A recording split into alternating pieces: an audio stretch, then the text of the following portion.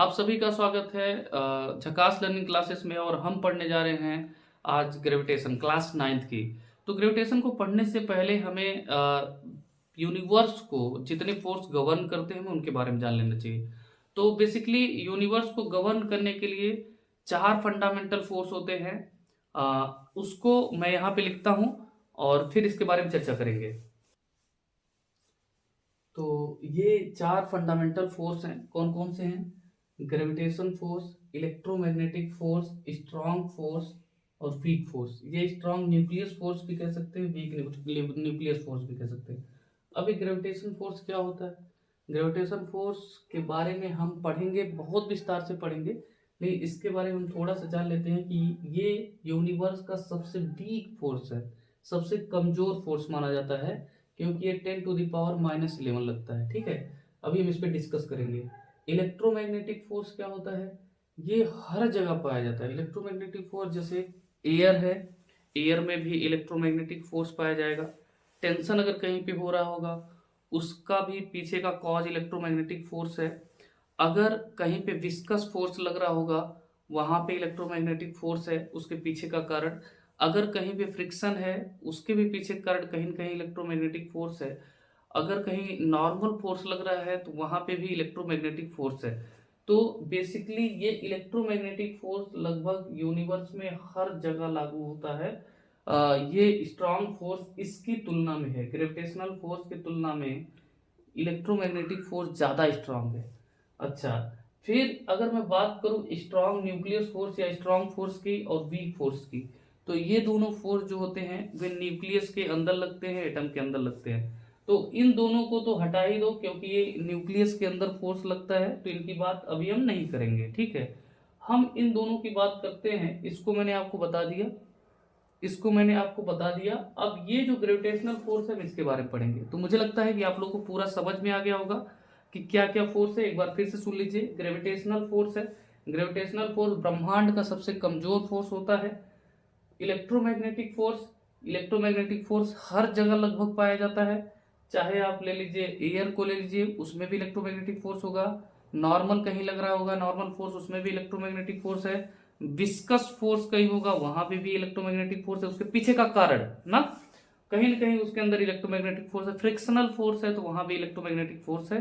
और strong force और weak force क्या होते हैं? ये न्यूक्लियस के अंदर पाए जाते हैं। ठीक है, तो इसको आप लोग लिख लीजिए और इसके बाद हम चर्चा करेंगे ग्रेविटेशनल फोर्स क्या होता है, ग्रेविटेशन क्या होता है। ठीक है, हाँ ठीक है, आप लोग लिख लीजिए इसको।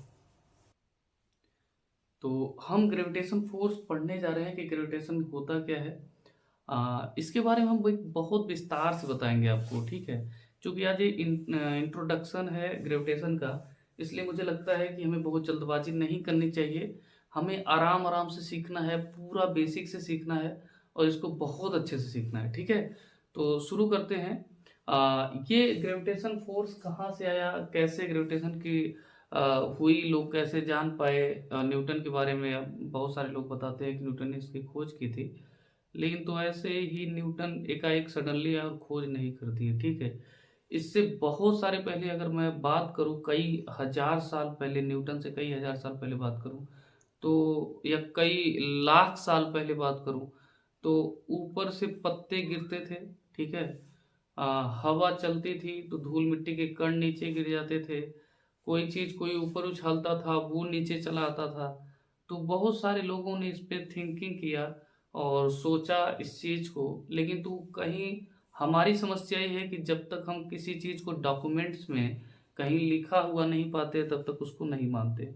तो न्यूटन के हजारों साल पहले हो सकता है बहुत विद्वानों ने सोचा होगा, वो बेचारे कहीं लिख के नहीं दे पाए हैं, तो इसलिए उनकी हम बात नहीं करते हैं। जो थोड़ी बहुत लिखे हैं हम उनके बारे में जान लेते हैं। ठीक है, तो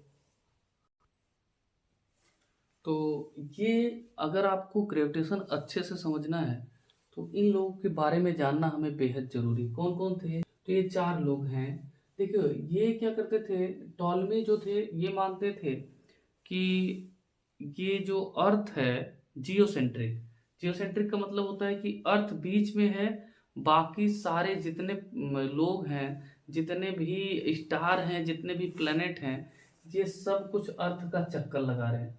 सबसे पहले शुरुआत वहां से हुई थी ना। इसके बाद आते हैं निकोलस कॉपरनिकस।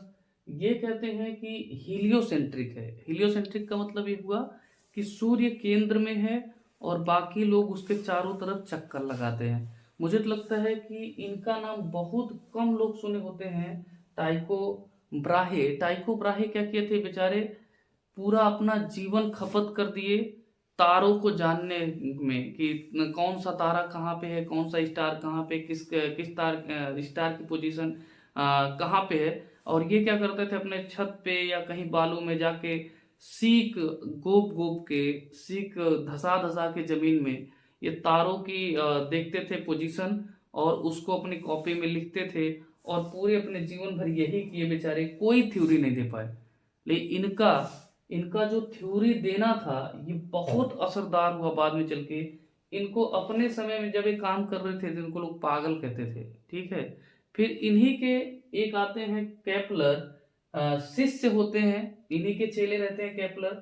और केपलर इन्हीं की बुक से, इन्हीं के नोट से 3 प्लेनेटरी मोशन के लॉ देते हैं। और लॉ देने के बाद उसको फिर बाद में सॉल्व किया जाता है, लॉ को सिद्ध किया जाता है। तो ये इनका योगदान बहुत ज्यादा रहा है, ठीक है, इसको समझने में। फिर गैलीलियो गैलीली जो थे, ये चीजों को अच्छे से समझाते हैं कि ग्रेविटेशन क्या क्या होता है। बात करते हैं इन लोगों से भी पहले ग्रीस में एक हुए, ग्रीक में हुए थे एरिस्टोटस। उनसे बचपन में जब वो 8 साल के थे, और भी 2-3 लोग हैं, आर्किमिडीज वगैरह हैं, ये भी सब लोग इसी में आते हैं ग्रेविटेशन में। तो मैं थोड़ा सा एक कहानी आपको बताता हूँ कि एक बार छोटे बच्चे थे एरिस्टोटल, जिसको हम अरस्तु कहते हैं, और वो उनसे किसी ने पूछा कि बताओ कोई चीज जमीन पे क्यों गिरती है, ठीक है।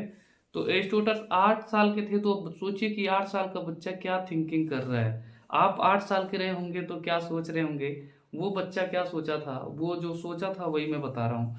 एरिस्टोटल कहते हैं कि जैसे मेरा घर है, तो मेरे घर से मम्मी पापा ये लोग बाहर चले जाते हैं, अंकल चले जाते हैं, फिर जब शाम होती है तो सभी लोग वापस घर आ जाते हैं।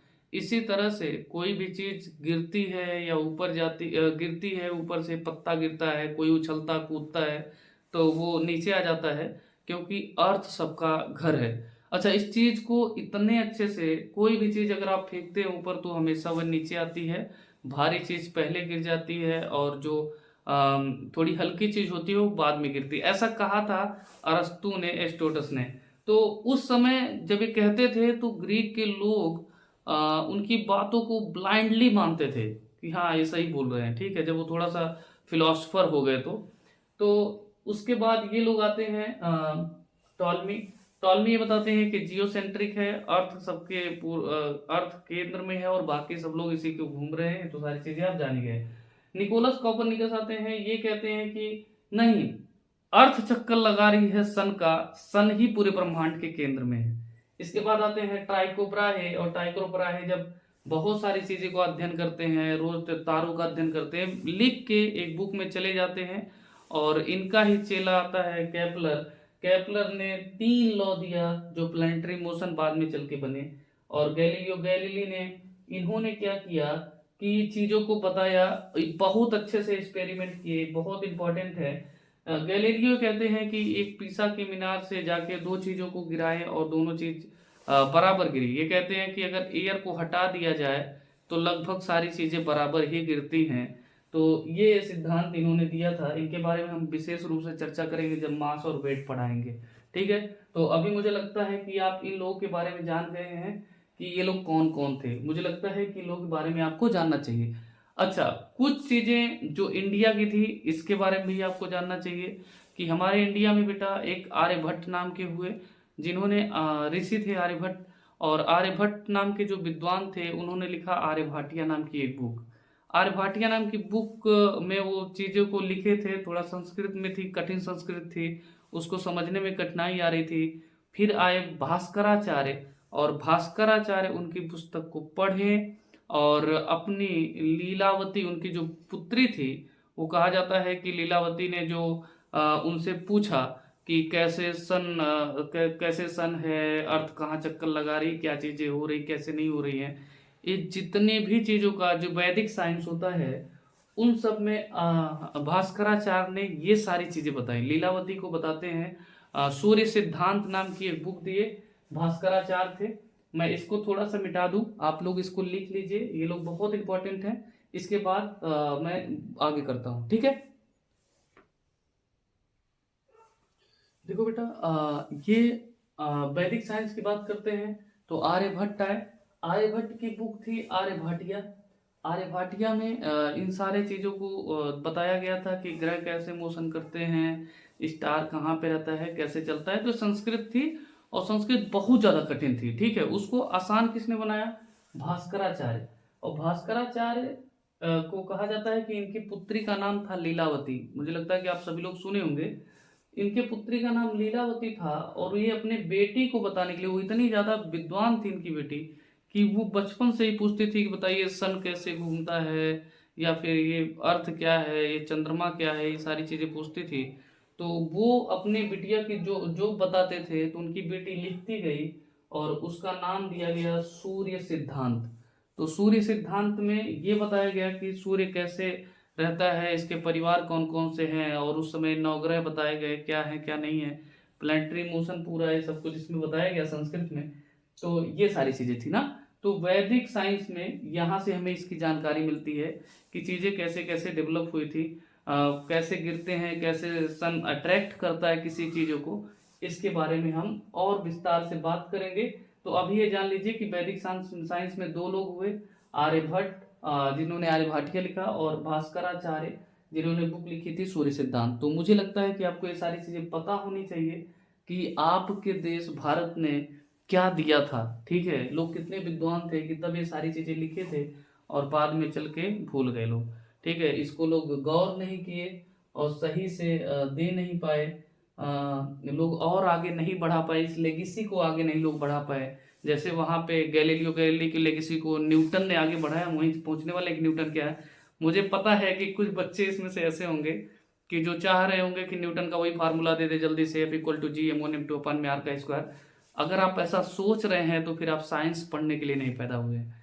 साइंस के लिए आपको एक अप्रोच होनी चाहिए कि कैसे चीजें डेवलप हुई, क्या हुआ था, ठीक है। आपको अगर मैं डायरेक्ट चाहिए तो डायरेक्ट भी बता सकता हूँ कि न्यूटन ने क्या किया था। मुझे लगता है कि न्यूटन पढ़ने से पहले सारी चीजें आपको जानना चाहिए कि ये लोग थे, इनके आपको योगदान को नहीं भूलना चाहिए। ये जितने लोग थे, ये लोग अपना अपना योगदान दिए हैं, इनको भूलना नहीं चाहिए, ठीक है।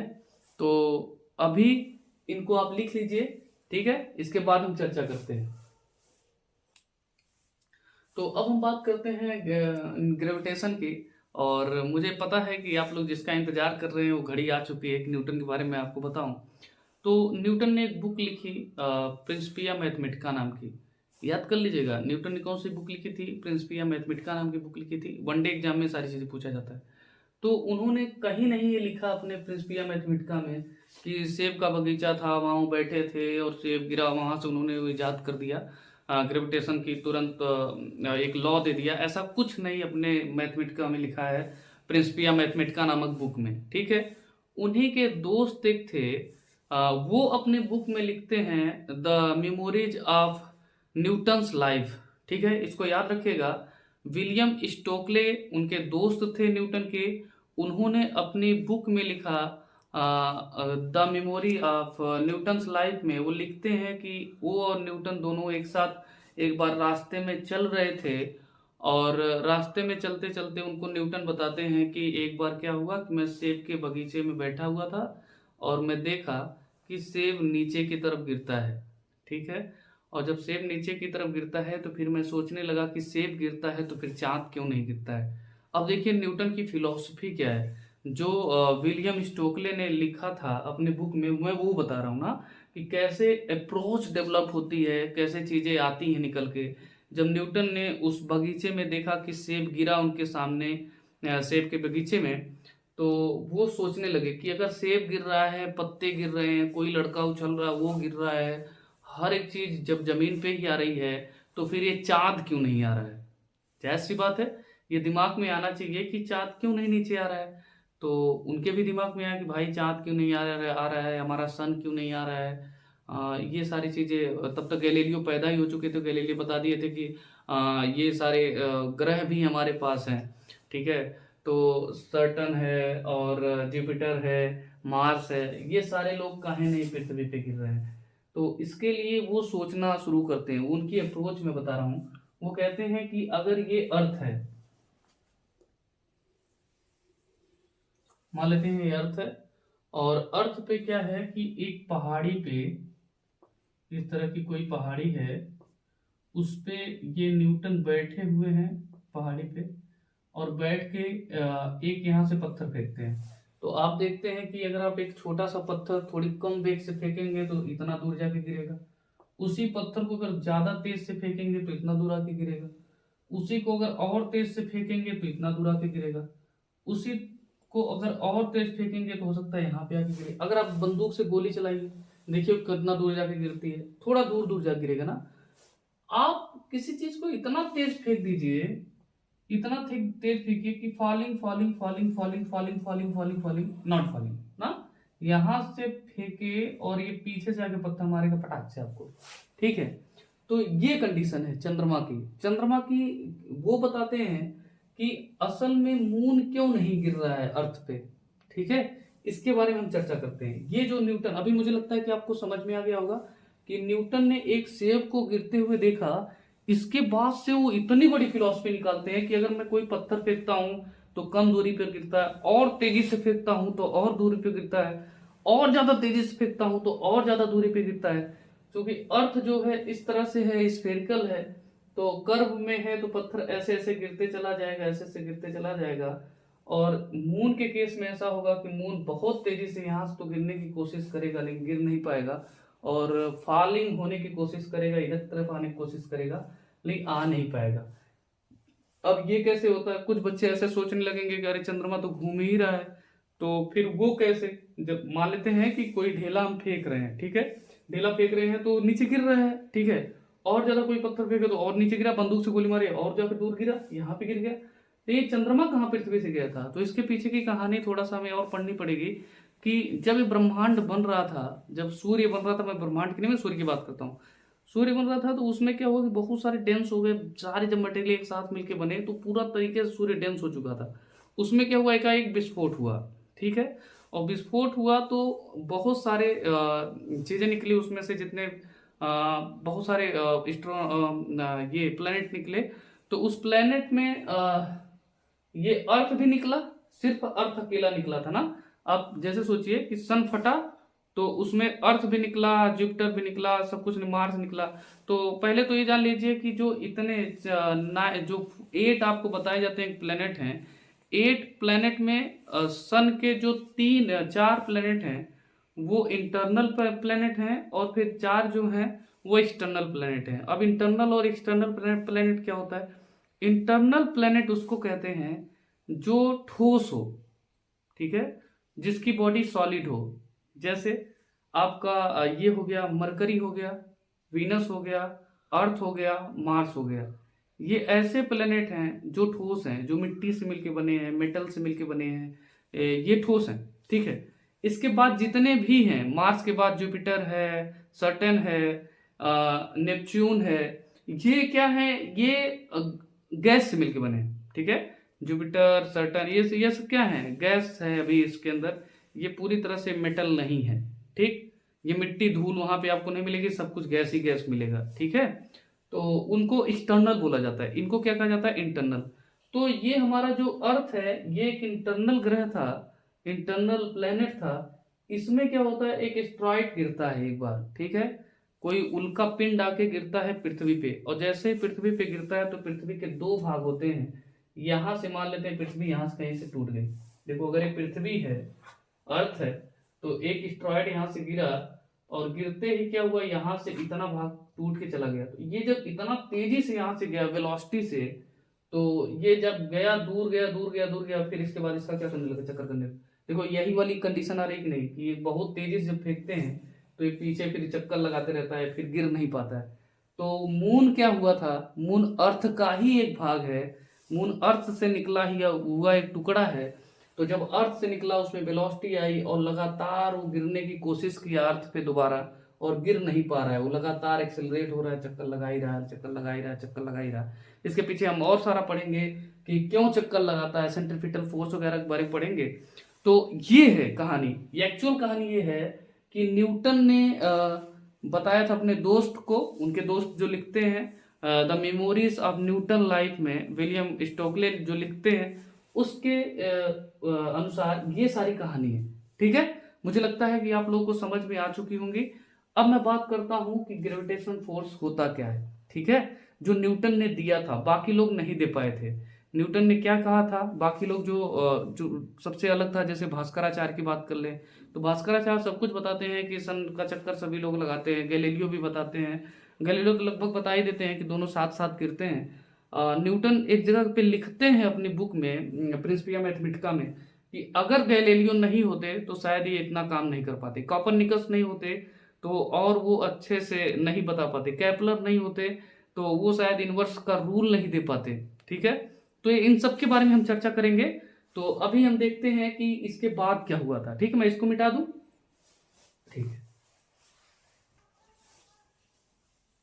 तो न्यूटन ने जो कहा, जो लिखा अपने बुक में, उन्होंने इससे पहले, न्यूटन से पहले जितने लोग थे वो सब कह रहे थे कि अर्थ सबको अट्रैक्ट करती है, लेकिन जब न्यूटन ने सोचे कि मून को क्यों नहीं अट्रैक्ट कर पा रही है, तो फिर उसके बाद जो उन्होंने फिलॉसफी दी अपनी और उन्होंने थिंकिंग किया, तो वहां से वो देते हैं ये जो अभी लिखा गया है। ग्रेविटेशन क्या होता है? ग्रेविटेशन कुछ नहीं है, अट्रैक्शन फोर्स है। कैसा अट्रैक्शन फोर्स है, इसके बारे में जो लिखा गया है, every object in the universe attracts every other object. This force of attraction between two objects is called the force of gravitation or gravitational force. इसका मतलब ये हुआ कि हर एक बॉडी, ठीक है, जितने भी ऑब्जेक्ट पूरे यूनिवर्स में हैं वो दूसरे ऑब्जेक्ट को अपनी तरफ खींच रहे हैं, अट्रैक्ट कर रहे हैं। मतलब ये हुआ कि चाहे कोई भी बॉडी दुनिया की क्यों ना हो, जिसके पास खुद का अपना मास है, वो क्या कर रहा है, दूसरे बॉडी को अपनी तरफ अट्रैक्ट कर रहा है, खींच रहा है। तो बेसिकली क्या है, ग्रेविटेशनल जो फोर्स है वो अट्रैक्शन फोर्स है। ठीक है, ग्रेविटेशनल फोर्स कैसा है, अट्रैक्शन फोर्स है, और ये हर एक बॉडी एक दूसरे बॉडी को अपनी तरफ खींच रही है। जैसे मैं मान लेता हूं कि सन जो है वो अर्थ को खींच रहा है, अर्थ सन को खींच रही है, अर्थ मून को खींच रहा है, मून अर्थ को खींच रहा है, ऐसे आप समझिए। ठीक है, मैं इस बोर्ड को खींच रहा हूं, ये बोर्ड मुझे खींच रहा है, लेकिन हम दोनों एक दूसरे क्यों नहीं जा पा रहे हैं, एक दूसरे से चिपक क्यों नहीं जा रहे हैं? क्योंकि हमारे बीच में कौन सा फोर्स है, इलेक्ट्रोमैग्नेटिक फोर्स है, एयर है। तो एयर में कौन सा फोर्स, मैंने आपको इसीलिए शुरू में बताया था कि इलेक्ट्रोमैग्नेटिक फोर्स है, फ्रिक्शन फोर्स है, जिसको जो मुझे आगे नहीं बढ़ने दे रहा है, ये इलेक्ट्रोमैग्नेटिक फोर्स के कॉज हैं सारे।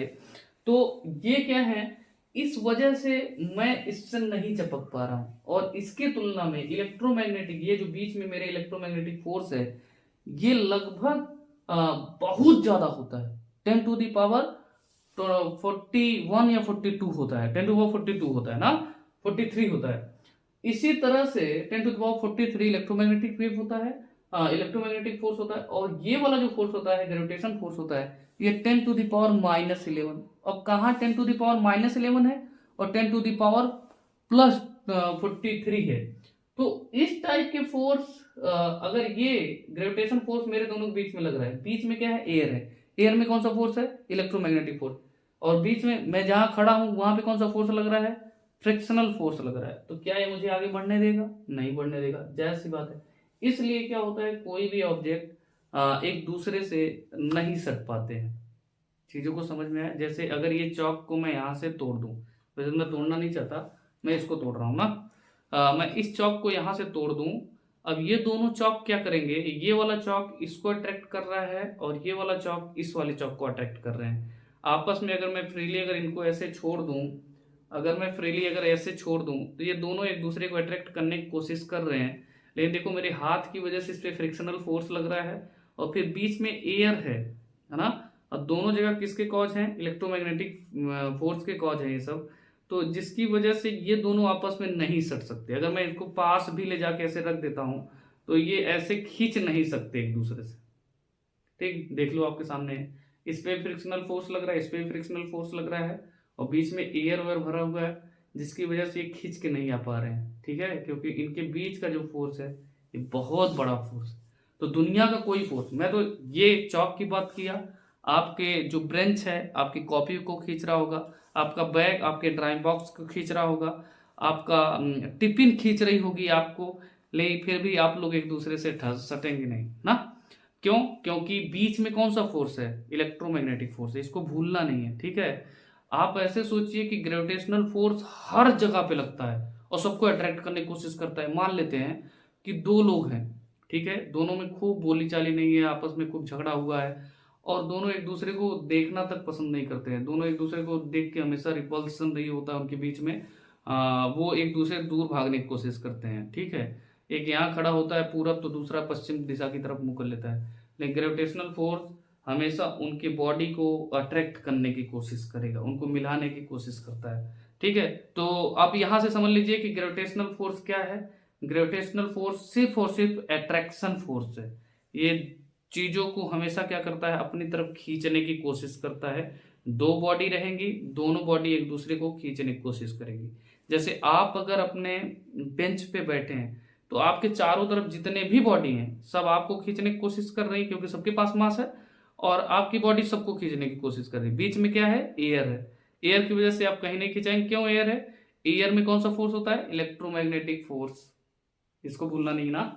तो आप, मुझे लगता है कि आपको समझ में आ गया होगा कि इलेक्ट्रोमैग्नेटिक फोर्स कैसी है। यूनिवर्स की कोई भी बॉडी जिसके पास मास है वो एक दूसरे को अट्रैक्ट कर रही हैं, और अट्रैक्शन फोर्स ही क्या कहलाता है? ग्रेविटेशनल फोर्स कहलाता है। यहाँ पे लिखा गया ना, देखो, attraction between two object is called force of gravitation और ग्रेविटेशनल फोर्स। ठीक, तो यहां से आपको इतना लिख लेना, ये इंपॉर्टेंट है। force of attraction between two object is called the force of gravitation। ठीक है, बाकी ये सारी चीजें तो यूनिवर्स में दो बॉडी है तो कोई भी दो बॉडी हो ही सकती है।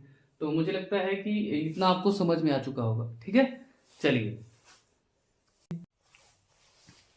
तो ये बच्चों क्या है? The universal law of gravitation है। ये क्या है? The universal law of gravitation, इसे न्यूटन ने दिया था। न्यूटन सर क्या बोले थे? The gravitational force of attraction between any two particles is directly proportional to the product of the masses। मतलब ये हुआ कि जो फोर्स होगा वो दो मास के प्रोडक्ट के डायरेक्टली प्रोपोर्शनल होगा। आगे क्या कहते हैं? Of the particle and is inversely proportional to the square of distance between the particle. इसका मतलब क्या है कि फोर्स जो होगा वो दोनों बॉडी जितनी दूरी पर रहेंगे उनके दूरी के स्क्वायर के इनवर्सली प्रोपोर्शनल होगा। आगे कह रहे हैं कि the direction of force is along the line joining the two particle. ठीक है, मतलब ये जो फोर्स होगा ये दो जो बॉडी रहेगी, ठीक है, ये दोनों जो बॉडी है इनके सेंटर को जो लाइन पास करेगी उसी पे फोर्स लगेगा। ठीक, इसको किसने दिया था? It was given by Isaac Newton. तो इसको आप लिख लीजिए, मैं वीडियो पॉज करके आप लोग मैं इसको मिटाता हूं ना।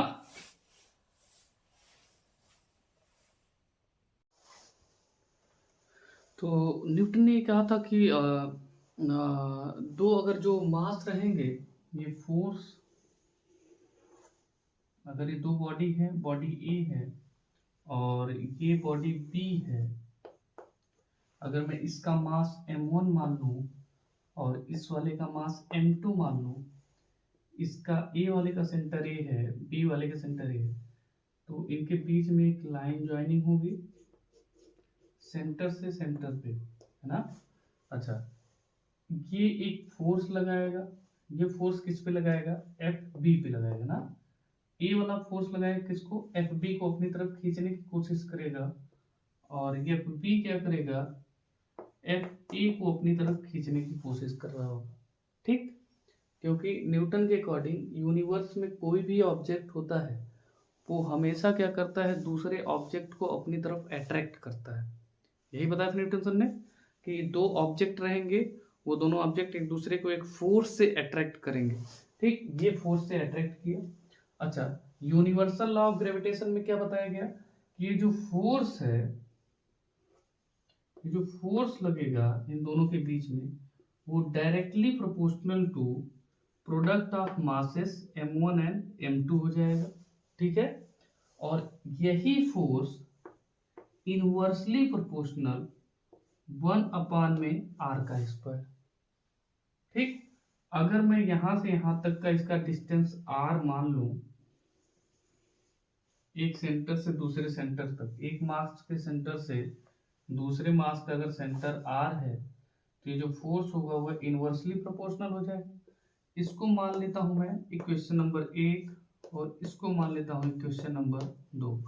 अब होगा क्या कि इन दोनों इक्वेशन को अगर मैं सॉल्व करूं, इनको कंबाइन करूं, तो ये क्या हो जाएगा, f प्रोपोर्शनल, f दोनों में है, इसको ले लो प्रोपोर्शनल, ये क्या हो जाएगा m1 m2, और अगर 1 का गुणा m1 m2 में करेंगे मल्टीप्लाई, तो 1 यही हो जाएगा m1 m2 अपान में r²। ठीक, अब क्या होता है कि प्रोपोर्शनल को हटाना होता है। क्या होता है बेटा, प्रोपोर्शनल को हटाना होता है ऐसी कंडीशन में, जब हम प्रोपोर्शनल को हटाएंगे तो एक कांस्टेंट को लाना पड़ता है। अब ये प्रोपोर्शनल क्या होता है इसके बारे में जान लेते हैं।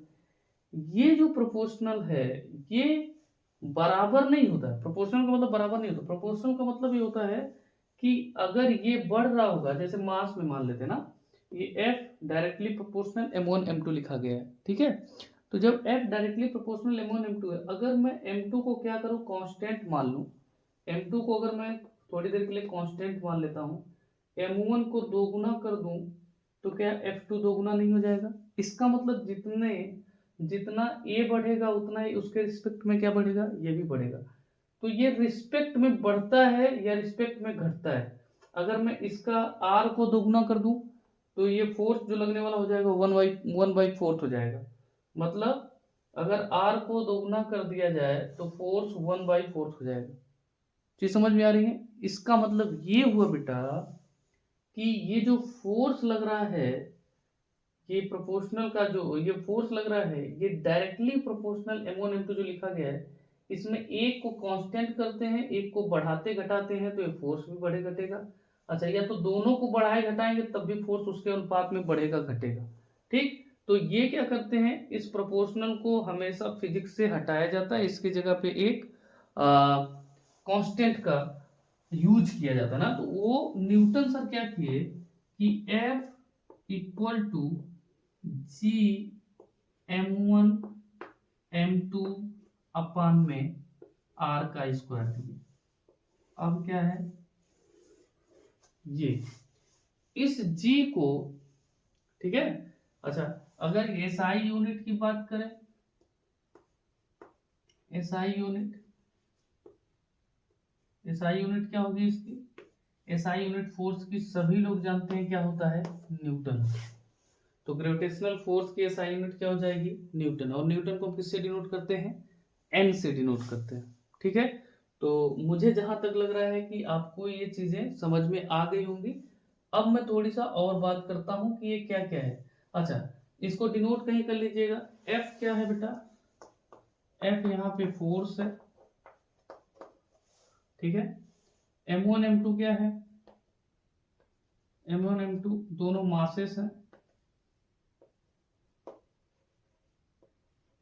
मासेस है। अच्छा, R क्या है, R डिस्टेंस है,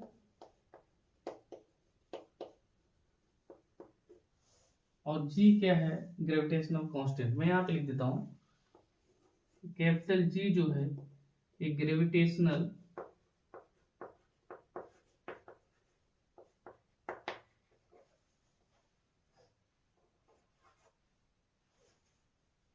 कांस्टेंट, ये G क्या है, ग्रेविटेशनल कांस्टेंट। ठीक, ये G जो है ये ग्रेविटेशनल कांस्टेंट। मुझे जहां तक लगता है कि आपको यहां तक समझ में आ चुका होगा। ठीक है, तो अभी इसको मैं मिटाता हूं, ठीक है, फिर से लिखता हूं। चलिए, अभी जी की वैल्यू यहाँ लिखा था, आपको हो सकता है दिखाई ना दिया हो, इसलिए यहाँ पे लिख दिया हूँ कि जी की वैल्यू क्या होती है, यूनिवर्सल कांस्टेंट ऑफ ग्रेविटेशन। ठीक है, ये जी को क्या कहते हैं, यूनिवर्सल कांस्टेंट। ठीक, अच्छा, इसको किसने खोजा था, कैंडविस ने खोजा था। कब खोजा था, न्यूटन की मरने के बाद, उनके कई साल बाद खोजा गया था ना। इसकी वैल्यू को अपने लेबोरेटरी में इन्होंने कैलकुलेट किया, तो जी की वैल्यू निकल के आई कितना, 6.6 × 10⁻11 न्यूटन मीटर स्क्वायर अपान में केजी का स्क्वायर। अच्छा, मजे की बात ये है कि ये जो जी है, ये जी की वैल्यू कांस्टेंट है पूरी यूनिवर्स में। आप चांद पे चले जाइए तब भी जी की वैल्यू यही रहेगी, आप अर्थ पे रहेंगे कैपिटल जी की वैल्यू यही रहेगी, आप जुपिटर पे चले जाइए कैपिटल जी की वैल्यू यही रहेगी, आप चाहे सन पे चले जाइए कैपिटल जी की वैल्यू यही रहेगी, आप प्रॉक्सिमा सेंचुरी पे चले जाइए तब भी जी की वैल्यू यही रहेगी, आप किसी दूसरे गैलेक्सी में चले जाइए जी की वैल्यू यही रहेगी। इसका मतलब कि ये बदलने वाली नहीं है। ठीक है, आप कहीं भी चले जाइए जी की वैल्यू हमेशा यही रहेगी। क्या रहेगी, कैपिटल जी की वैल्यू होती है 6.67 × 10⁻11। इसको कहते क्या है, यूनिवर्सल ग्रेविटेशनल कांस्टेंट, या क्या कहते हैं, यूनिवर्सल कांस्टेंट ऑफ ग्रेविटेशन। तो आप इसको नहीं भूलिएगा ना। जी की वैल्यू क्या होती है, 6.67 × 10⁻11 न्यूटन मीटर स्क्वायर अपान में केजी का स्क्वायर। ठीक, चलिए ये कहां से आया newton metre square upon kg का स्क्वायर, इस पे चर्चा करते हैं। ठीक है, इसको हम मिटाते हैं। जैसा कि आप सभी को पता है कि जी की वैल्यू क्या होती है, आप फोर्स को जानते हैं, फोर्स इक्वल टू क्या, ग्रेविटेशनल फोर्स यही होता है कि जी m1 m2 अपान में आर का square, sorry m1 m2 upon में आर का स्क्वायर। देखिए ये यहां से अगर देखो, F क्या है, फोर्स है, G क्या है, यूनिवर्सल ग्रेविटेशनल कांस्टेंट है, m1 m2 क्या है, मास है, R क्या है, डिस्टेंस है। अगर मैं यहाँ G की वैल्यू कैलकुलेट करूं तो मैं G को क्या इस तरह से लिख सकता हूं, F इंटू में R का square equal to G m1 m2, ऐसे मैं इसको लिख सकता हूं, बिल्कुल लिख सकता हूं। इसका मल्टीप्लाई इधर कर दीजिए, क्योंकि ये इसके अपॉन में है, डिनोमिनेटर में इधर जाएगा तो क्या हो जाएगा, यहाँ पे न्यूमिनेटर में आ जाएगा। अब क्या होगा, इसके बट हम कुछ नहीं तो 1 मान लीजिए, और ये इसके बेस से हो जाएगा ना, तो ये बराबर आ गया। अब देखो यहाँ से अगर मैं जी की वैल्यू कैलकुलेट करूं तो जी इक्वल टू ये क्या हो जाएगा बेटा, एफ आर का स्क्वायर अपान में m1 m2, ऐसे मैं लिख सकता हूं जी। ये देखो इसके साथ मल्टीप्लाई है तो इधर क्या, इधर आ जाएगा बराबर के, तो क्या हो जाएगा, डिवाइड हो जाएगा। तो मैं जी को यहाँ लिख दिया हूँ, F1 F2 को यहाँ पे, F और R का स्क्वायर यहाँ लिख दिया हूँ, M1 M2 को इसको इसके बटे में लिख दिया ना। इसको ऐसे इसको लिखा जा सकता है। उस बच्चे को मैं सारी चीजें बता रहा हूँ जिनको नहीं करना आता है। ठीक है, जैसे जिनको नहीं आता है, नहीं समझ में आया, मैं उनके लिए बता रहा हूँ, जिसको आ रहा है बेटा वो आगे कर देगा ना वीडियो को। जैसे अगर a इंटू बी बराबर सी लिखा है तो b इक्वल टू क्या हो जाएगा, b इक्वल टू हो जाएगा c बाई ए। क्यों, क्योंकि ये जब मल्टीप्लाई में है तो इधर जाएगा तो क्या हो जाएगा, बटे में हो जाएगा। यहाँ पे देखो अगर मैं इसको ऐसे कर दूं तो g के मल्टीप्लाई में ये है, ये इधर आएगा तो क्या हो जाएगा, बटे में आ जाएगा। तो जी एफ आर का स्क्वायर अपान में m1 m2, ये समझ में आ गया सबको। अच्छा, अब f की जो यूनिट होती है, ये क्या होती है, डेराइव यूनिट होती है f की, न्यूटन। अच्छा, r का क्या होता है, r डिस्टेंस है, डिस्टेंस का क्या होता है, मीटर होता है। स्क्वायर है तो यहाँ पे आप मीटर का स्क्वायर कर दीजिए अपान, अच्छा यहाँ पे एक पाई लिखते थे ना। देखो m1 इंटू में m2, तो m1 m2 क्या है, मास है, मास का जो फंडामेंटल यूनिट होती है केजी, तो मैं केजी का स्क्वायर ऐसे लिख सकता हूँ। या आप इसको इस तरह से भी लिख सकते हैं, न्यूटन मीटर स्क्वायर केजी की पावर -2, ये भी इसकी एसआई यूनिट होगी। ठीक, ये भी आप लिख सकते हैं न्यूटन मीटर स्क्वायर अपान में केजी का स्क्वायर। तो इसको आपको नहीं भूलना, आप या तो इसको इस तरह से भी लिख सकते हैं, क्या लिख सकते हैं, जी की वैल्यू यहीं पे लिख दीजिए, यहाँ पे लिख सकते हैं G equal to 6.67 into 10⁻11 newton metre square upon में केजी का स्क्वायर। जो मन करे, आपका मन करे ये लिखने के लिए तो आप ये लिख दीजिए, ये मन करे तो ये लिख दीजिए, या जी की वैल्यू पूरी लिखने का मन करे तो आप ये लिख दीजिए। इसको भूलना नहीं है, ये जो कैपिटल जी है ये क्या होता है 6.67 10 to the power -11। अब चलते हैं, बहुत प्यारा सा क्वेश्चन लिखते हैं, ठीक है। चलो मैं इसको मिटाता हूँ।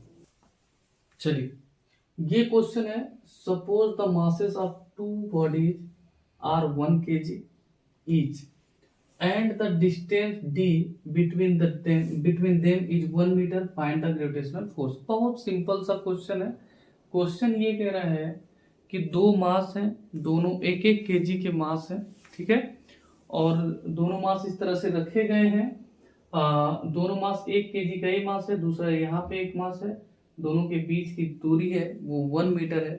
तो आप हमें ये बताइए कैलकुलेट करके कि फोर्स कितना आएगा, ठीक है। आप पॉज कर लीजिए, आपको देता हूं मैं 1 मिनट में आप इसको सॉल्व करके तुरंत मुझे दिखाइए, फटाक से सॉल्व करिए, मुझे पूरा यकीन है कि आप सॉल्व कर सकते हैं, करिए।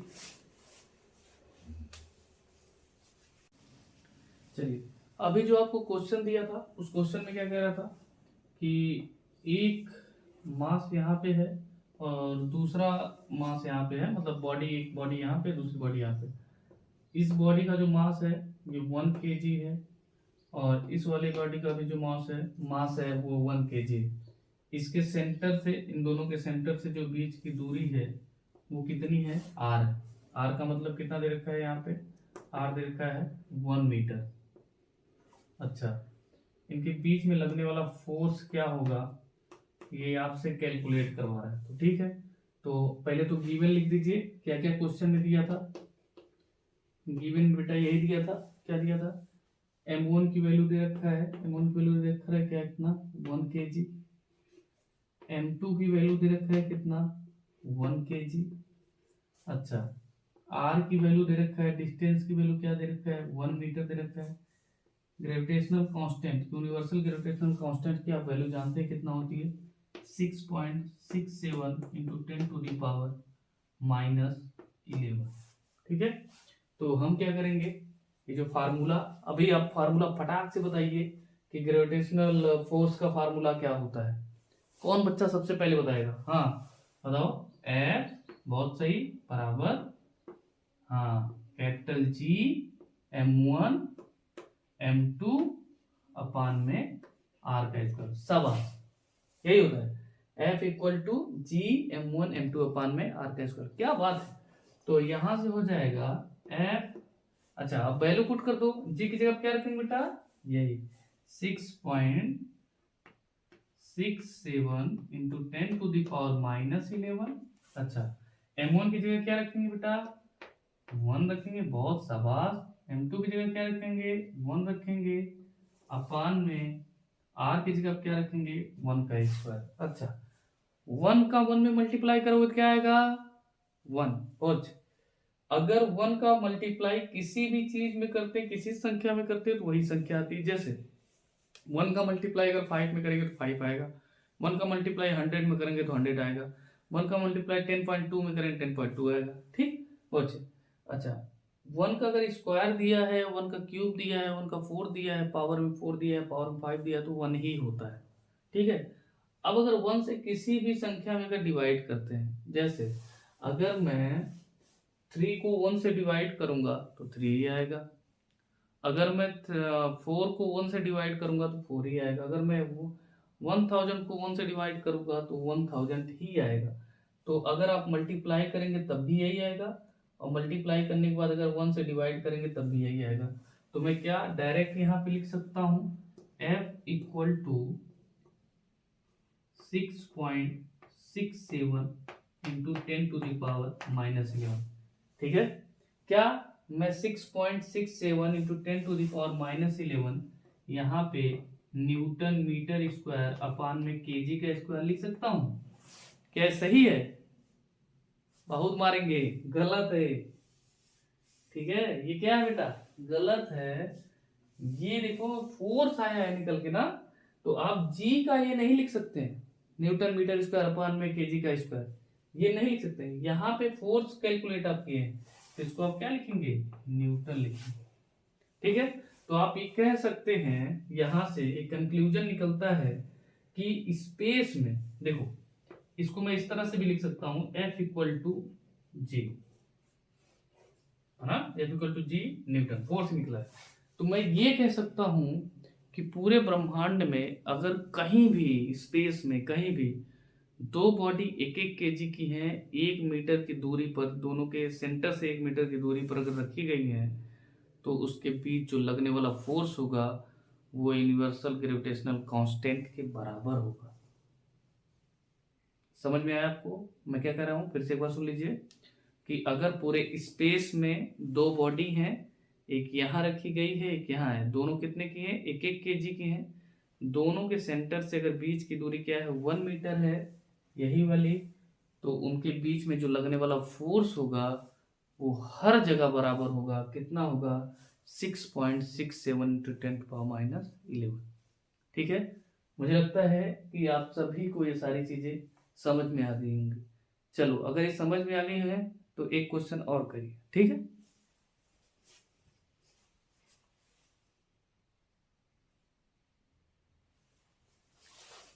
चलिए, एक बहुत प्यारा सा क्वेश्चन बेटा है कि find the gravitational force between earth and object of 1 kg mass placed on each surface. ठीक है, क्या दे रखा है, given the mass of earth 6 × 10⁻24 kg। ठीक है, कह रहा है कि अर्थ का जो मास है वो कितना है, 6 × 10⁻24 kg, और रेडियस कितना दे रखा है अर्थ का, 6.4 × 10⁻6 मीटर। अच्छा, कहीं कहीं पे दे रखा होगा बेटा 6.4 × 10⁻3 किलोमीटर, है ना, तो किलोमीटर को आपको क्या करना पड़ेगा, मीटर में कन्वर्ट करना पड़ेगा।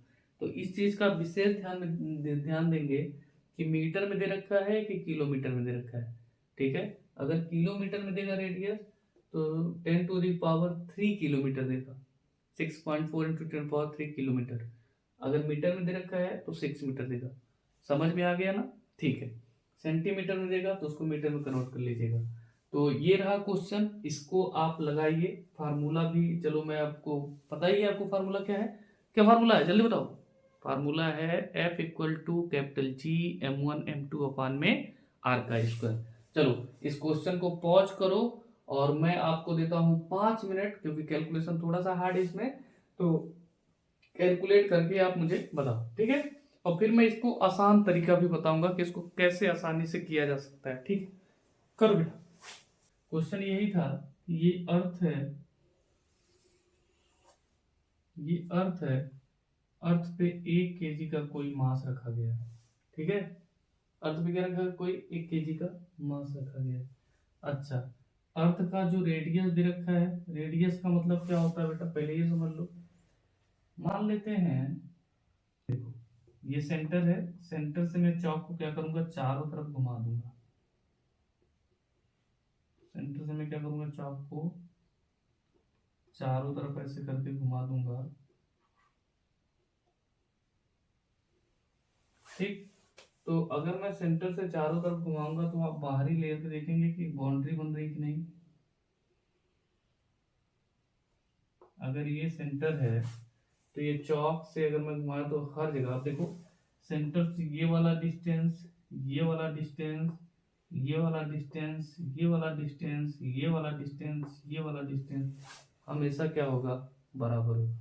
ठीक है, तो ये जो सेंटर से, अच्छा इसका बाहरी का जो बाउंड्री होता है इसको कहते हैं परिधि, सरकमफ्रेंस कहते हैं। तो सेंटर से सरकमफ्रेंस की जो दूरी होती है उसी को हम रेडियस कहते हैं। ठीक, तो अगर हम स्फेयर मान लेते हैं अर्थ को, तो अर्थ से जो सरकमफ्रेंस की दूरी है यही है रेडियस, और रेडियस आपको कितना दे रखा है, 6.4 × 10⁻6 मीटर। अच्छा, इसका मास दे रखा है, कैपिटल में लिखेंगे अर्थ का मास। मास दे रखा है कितना, 6 × 10⁻24 kg है, और इस पे जो बॉडी रखी गई है वो कितना है इसका, 1 kg। ठीक है, चलो समझ में आ गया होगा, मुझे जहां तक लगता है रेडियस भी समझ में आ गया होगा। ये अर्थ था, अर्थ का मास दे रखा है, रेडियस दे रखा है, और इस पे एक बॉडी रखी गई है जो कि 1 kg की है। ठीक, अब देखो क्या होगा कि अर्थ के सेंटर से इसके सेंटर पे एक ग्रेविटेशनल फोर्स लगेगा। ठीक, अर्थ इसको अपनी तरफ खींच के रखने की कोशिश करेगा। चीज समझ में आ रही है? चलो, एक चीज बहुत अच्छी चीज ये है बेटा कि ग्रेविटेशनल फोर्स करता क्या है, अर्थ अपनी तरफ चीजों को खींच के रखती है ना, अपने सेंटर की तरफ चीजों को खींचती है। तो ग्रेविटेशनल फोर्स के क्या क्या वो हो सकते हैं, उस पर हम बाद में चर्चा करेंगे। तो पहले तो इसको सेंटर से ही देखते हैं कि ये सेंटर से यहाँ पे, चलो, तो इसकी भी आधा मीटर या 1 मीटर कुछ भी दूरी होगी, लेकिन इसके रिस्पेक्ट में क्या इसकी दूरी मानी जाएगी? ये लगभग बेटा कितना है, लगभग है 6500 किलोमीटर, है ना। यहाँ से यहाँ तक का डिस्टेंस कितना है, लगभग 6500 किलोमीटर है। और लगभग 6000 मान लेते हैं, साढ़े नहीं कहते हैं, 6000 किलोमीटर मान लेते हैं। ये कितना है, ये 1 मीटर है। तो इसके रिस्पेक्ट में ये वाली दूरी बहुत कम है, इसलिए हम इस वाली दूरी को कैलकुलेट, इस वाली दूरी को यहाँ पे काउंट नहीं करेंगे। ठीक, अब देखिए करते हैं क्यों, क्योंकि इसके रिस्पेक्ट में बहुत छोटा है, इसलिए उसको निगलेक्ट मार देते हैं। तो जब निगलेक्ट मारते हैं तो अभी यहाँ पे हम इसको सॉल्व करते हैं। सॉल्व करेंगे तो आप लिखेंगे क्या, F equal to G m1 m2 upon में r का स्क्वायर। ठीक है, दे क्या रखा है, m1 की वैल्यू दे रखा है, अर्थ की वैल्यू दे रखा है, कितना m1 की वैल्यू दे रखा है 6 × 10⁻24 kg गिवन है। अच्छा, m2 की वैल्यू दे रखा है कितना 1 kg, r दे रखा है 6.4 × 10⁻6 मीटर, और जी की वैल्यू आप सभी को पता है क्या होती है, 6 × 6.7 6.67 × 10⁻11। इस सारी वैल्यू यहाँ पुट करिए तो F इक्वल टू जी की जगह क्या रखेंगे 6.67 × 10⁻11। अच्छा, m1 की जगह क्या रखेंगे, m1 का मतलब क्या है, यहाँ पे अर्थ है, तो अर्थ को मैं इसको इस तरह से भी लिख सकता हूँ। जब अर्थ का मास आता है तो आप m1 ना लिख के कैपिटल M लिखा करिए। ठीक है, मून का मास है, अर्थ का मास है, तो इस तरह से आप इसको लिख सकते हैं। तो m की वैल्यू क्या दे रखा है 6 × 10⁻24, और m2 की वैल्यू दे रखा है 1 अपान, ये क्या हो जाएगा, r का दे रखा है, तो r का दे रखा है बेटा 6.4 × 10⁻6 मीटर का स्क्वायर। यहाँ तक चीज समझ में आ गई। अब देखो ये 6.67 है, इंटू में 6 है, इसको एक तरफ कर लो, इसको उधर लेके जाओ। ठीक, तो क्या होगा, यहाँ से करोगे तो F इक्वल टू 6.67 × 10⁻11। अच्छा सॉरी, इसको यहीं पे मल्टीप्लाई कर लो 6 का, यहाँ पे क्या करो 10⁻24 इंटू में आप लिख सकते हैं 10⁻11। अच्छा, इसको बेटा कैसे लिख सकते हैं, देखो ये स्क्वायर है, तो मैं क्या ऐसे लिख सकता हूँ 6.4 की पावर स्क्वायर इंटू में, अच्छा जब पावर की पावर होता है तो मल्टीप्लाई हो जाता है। ठीक है, पावर की पावर अगर पावर हो, जैसे पावर है, पावर पे पावर है, तो ये दोनों आपस में मल्टीप्लाई हो जाएंगे। 10 क्या हो जाएगा ये 12। ठीक है, तो यहां तक नोट कर लो, छाप लो, इसके बाद फिर मैं इसको कैलकुलेट करता हूँ। ठीक है,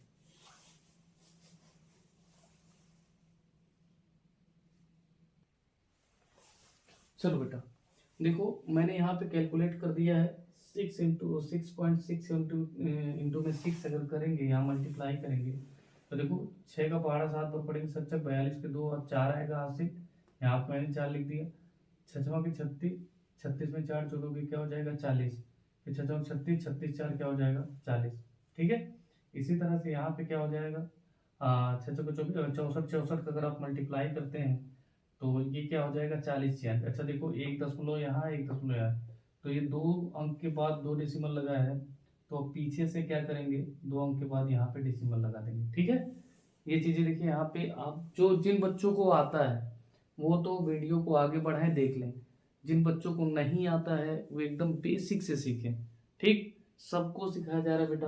आप जो थोड़ा सा तेज हैं उनके लिए तो वो सारी चीज़ें देख ही लेते हैं, उनको कैलकुलेशन आता है। मैं पढ़ाया हूँ, मेरा एक्सपीरियंस कहता है कि बहुत सारे ऐसे बच्चे हैं जो कैलकुलेशन नहीं कर पाते, उनको समझ में ही नहीं आता है कि ये कहाँ लगाना चाहिए, पॉइंट कहाँ लगाना चाहिए। देखो ये बेटा, यहाँ पे 2 अंक के बाद दशमलव, तो मैंने पीछे से 2 अंक के बाद दशमलव लगा दी। अच्छा यहाँ देखो, 1 अंक के बाद यहाँ, 1 अंक के बाद यहाँ है, तो 2 अंक माना जाएगा। तो यहाँ से देखो 1 अंक और 2 अंक के बाद मैंने यहाँ दशमलव लगा दिया। तो ऐसे इसको करते हैं, उन बच्चों के लिए मैं बता रहा हूँ जिनको नहीं आता है एकदम बेसिक से। चलो अब इसको ऐसे सॉल्व करते हैं यहाँ पे। तो f इक्वल टू, मैं अब इसकी जगह पे सीधे बेटा वहाँ पे लिख सकता हूँ 40.02 इंटू 10 टू दी पावर। अच्छा देखो, जब बेस सेम होता है, बेस का मतलब देखो यहाँ भी 10 है, यहाँ भी 10, बेस सेम होता है तो घाते आपस आपस में क्या होती है, जुड़ जाती है। तो 24 में अगर -11 जोड़ोगे, चलो एक बार ऐसे लिख देता हूँ तुम्हारी सहूलियत के लिए, 24 प्लस -11, प्लस माइनस का मल्टीप्लाई करोगे तो माइनस ही आ जाएगा। तो 24 में से 11 घटाओगे तो कितना आएगा। चलो अभी बताइएगा आप यहाँ पे क्या लिखेंगे, हम लिख देंगे 40.96 इंटू 10 टू दी पावर 12। ठीक है, अब एक बार और मैं आपकी सहूलियत के लिए कैलकुलेट कर देता हूँ। ये क्या हो जाएगा, 40.02 इंटू 10 टू दी पावर, देखो इसका मल्टीप्लाई करोगे तो ये हो जाएगा 24 माइनस 11 अपान में, ये क्या हो जाएगा बेटा 40.96 इंटू 10 टू दी पावर 12, है ना। तो अब क्या करेंगे हम, तो इसको मिटाते हैं। अब क्या करेंगे, ये देखो इसको जब सॉल्व करोगे तो ये क्या हो गया, 40.02 इंटू 10 टू दी पावर, 24 में से 11 जाएगा 13 अपान 40.96 इंटू 10 टू दी पावर 12। अब देखो बेटा, जब पावर में 12 होता है ना, तो बेस में अगर डिनोमिनेटर में पावर में दिया है तो पावर को क्या करते हैं, ऊपर ले जाते हैं। तो ये जब 10 का पावर 12 है ना, जब ऊपर जाएगा तो क्या हो जाएगा, ये यहाँ पे बन जाएगा 10 की पावर -12। ठीक, तो देखो अब इसको इस तरह से भी लिख सकते हैं, f इक्वल टू 40.02 इंटू 10 की पावर 13 इंटू में ऐसे 10 की पावर -12, इसको ऐसे ऊपर ले जाएंगे तो इस तरह लिख देंगे, अपान में क्या हो जाएगा 40.96। यहाँ तक समझ में आ गया सबको। ठीक, तो अभी यहाँ तक लिख लीजिए, इसको छाप लीजिए, इसके बाद मैं अभी सॉल्व कर देता हूँ। ठीक है,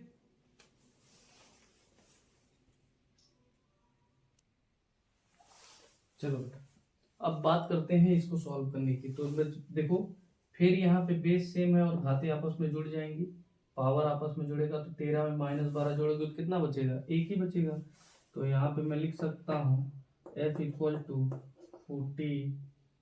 40.02 इंटू में 10 टू दी पावर, अब तो क्या करने की जरूरत है, एक ही बार में लिख देता हूँ ना, 13 में से 12 जाएगा तो 1 बचेगा। 10 की पावर 1 का मतलब क्या होता है, वही होता है ना।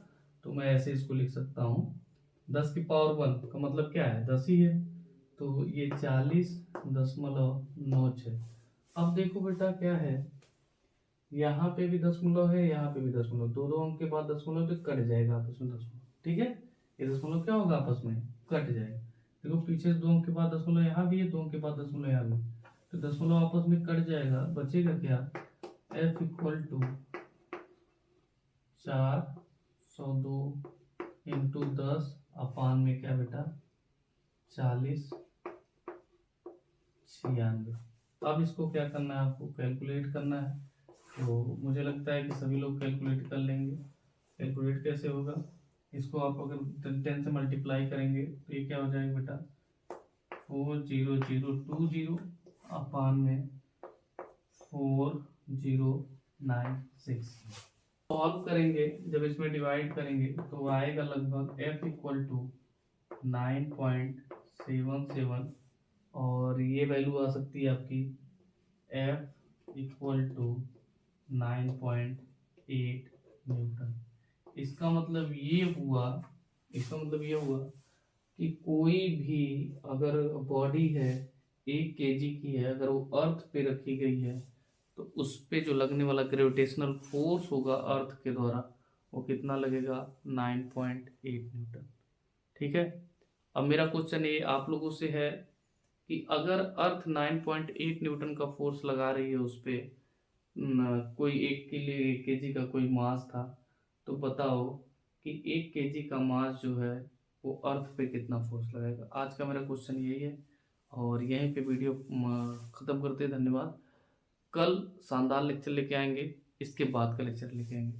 मुझे लगता है कि आप लोग को ये क्लास बहुत अच्छी लगी होगी। Thank you so much.